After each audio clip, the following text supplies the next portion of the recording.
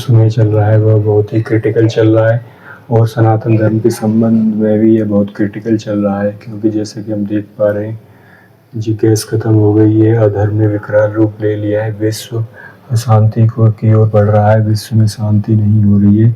जैसा कि हम जानते हैं कि अधर्म का चारों तरफ बोलबाला हो रहा है और यह अधर्म ने ही कली का रूप धारण कर लिया है, जो कि एक आसुरी शक्ति है। कली पुरुष है, यह चारों तरफ से सभी को प्रभावित करने वाला है। यह विदेशों में लोग जो रह रहे हैं उनको तो प्रभावित कर ही रहा है, उसके साथ साथ इंडिया को भी प्रभावित करेगा, सनातन धर्म को भी प्रभावित करेगा। किस प्रकार से सनातन धर्म इससे बच सकता है, उसका क्या उपाय है और यह किस तरह से इससे निपटारा होगा, यह कैसे जाना जा सकता है। तो कली के प्रभाव में विज्ञान भी आ गया है, विज्ञान के अंदर कली घुस गया है। यह आसुरी शक्ति है, यह सभी का अंत कर सकती है।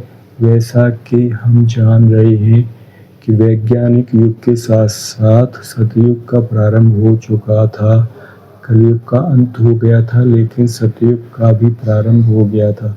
सतयुग के कुछ लक्षण आने लगे थे, लेकिन उसके तुरंत बाद ही कली ने एंट्री कर ली विज्ञान में, अर्थात साइंस पर कंट्रोल करने की पूरी कोशिश की गई है आसुरी शक्तियों के द्वारा। तो आसुरी शक्तियों को कैसे रोका जा सकता है कि वह वैज्ञानिक युग को रोक ना सके। कुछ लोग ऐसे हैं जो अपने परंपरागत रूल्स को फॉलो कर रहे हैं और पूरी दुनिया को ख़त्म करना चाहते हैं। तो उनके कंट्रोल में विज्ञान और साइंस जब आ जाएगी तो देश में पूरी दुनिया में बहुत ही विशेष स्थितियाँ पैदा हो जाएंगी।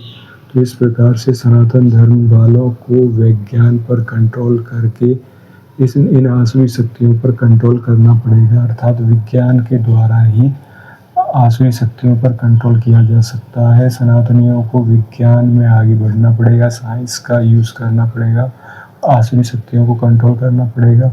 अदरवाइज जब तक साइंस पर कंट्रोल नहीं होगा तब तक आसुरी शक्तियों पर कंट्रोल नहीं होगा, कली पर कंट्रोल नहीं होगा, क्योंकि कली हर क्षेत्र में जा चुका है।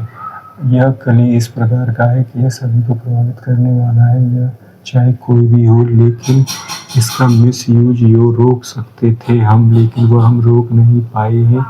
कोई भी चीज़ है उसका फ़ायदा भी होता है, नुकसान भी होता है। इसी तरह से विज्ञान के साथ साथ हमारा सतयुग प्रारंभ होने वाला था, सतयुग आने ही वाला था, सतयुग प्रॉपर रूप से 100% आने ही वाला था, लेकिन पीछे अधर्म ने भी साइंस पर कंट्रोल कर लिया और वह साइंस के अंदर एंटर कर चुका है। तो इस प्रकार से सनातनियों को साइंस में आगे बढ़कर के ही काम होगा, अदरवाइज जो साइंस में पिछड़ जाएंगे वो दुनिया में भी पिछड़ जाएंगे, साइंस में जो पीछे रह जाएंगे वो दुनिया में पिछड़ जाएंगे और उनका अंत भी हो सकता है। इसलिए जिन लोगों को सनातन धर्म से प्यार है, सनातन को फिर से स्थापित करना है, सनातन को जानना है, सनातन से संबंधित सभी समस्याओं का समाधान करना है, उन्हें साइंस पर कंट्रोल करना पड़ेगा। और साइंस पर कंट्रोल होने के बाद ही यह अधर्मी कली जो राक्षस है